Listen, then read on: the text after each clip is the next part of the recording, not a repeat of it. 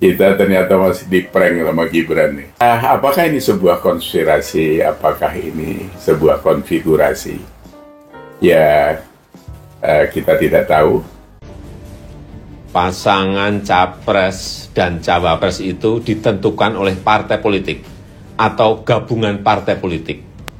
Jadi silahkan tanyakan saja ke partai politik. Itu wilayah parpol. Dan saya tegaskan, saya tidak mencampuri urusan penentuan capres atau cawapres. Mengejutkan, Gibran Raka Buming Raka batal jadi cawapres Prabowo Subianto. Kebohongan keluarga Jokowi diungkap sosok ini. Wali Kota Solo Gibran Raka Buming Raka terancam batal menjadi cawapres Prabowo Subianto di Pilpres 2024 setelah skandal di Mahkamah Konstitusi atau MK memanas.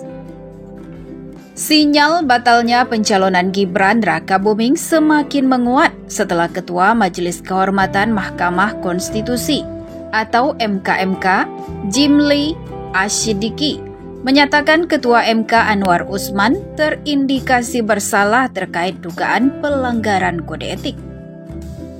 Bahkan kata Jimli Asyidiki, paman Gibran Raka Buming itu menjadi hakim konstitusi yang paling bermasalah dalam dugaan pelanggaran etik yang saat ini tengah mereka usut.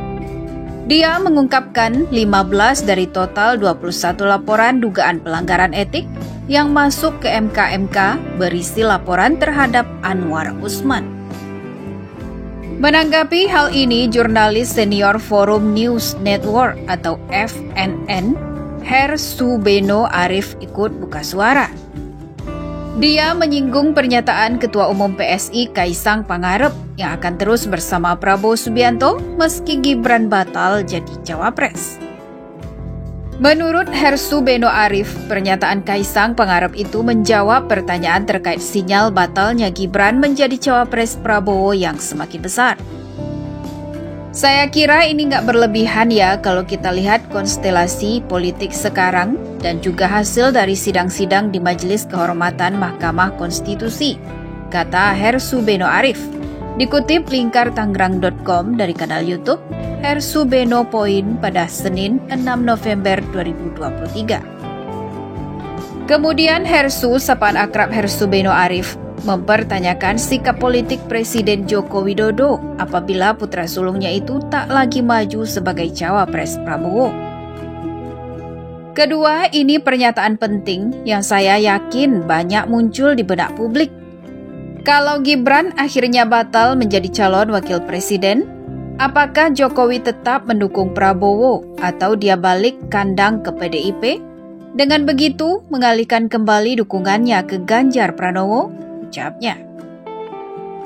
Lebih lanjut, Hersu mengatakan sikap dan pernyataan Jokowi tidak bisa dipegang dan kerap berubah-ubah. Dia bahkan menganalogikan sikap mantan Gubernur DKI Jakarta itu dengan peribahasa Jawa, esuk dele sore tempe, yang menunjukkan inkonsistensi. Jokowi sangat konsisten dalam inkonsistensi itu, ujarnya. Dia juga menyinggung penulis asal Australia, Ben Bland, yang menyebut Jokowi sebagai man of contradiction. Dalam tulisannya, hal ini dinilai sangat menggambarkan realita keluarga mantan wali kota Solo itu, termasuk Gibran Raka Buming. Bahkan, kata Hersu, politisi PDIP Panda Nababan pun ikut menyentil putra sulung Jokowi itu yang dinilainya mudah berkhianat dan berbohong. Dia seumur-umur belum pernah menemukan manusia Indonesia seperti Gibran ini. Begitu mudahnya berbohong dan tidak menunjukkan sikap bersalah, bebernya. Mengutip pernyataan Panda Nababan dalam salah satu wawancaranya. Lantas, apakah sikap Jokowi akan berubah jika Gibran batal jadi cawapres?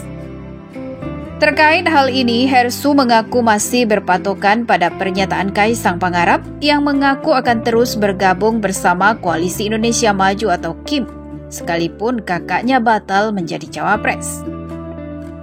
Meski demikian, dia meminta publik untuk tidak sepenuhnya percaya terhadap pernyataan keluarga Jokowi dan tetap menyisakan ruang skeptisisme.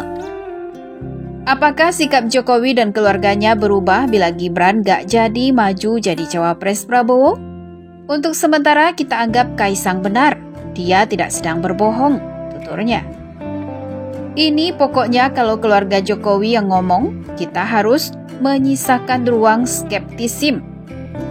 Jangan terlalu dipegang penuh, karena pagi dia ngomong apa dan sorenya bisa ngomong apa. Sudah biasa itu, imbuhnya lagi. Bagaimana menurut pendapat Anda?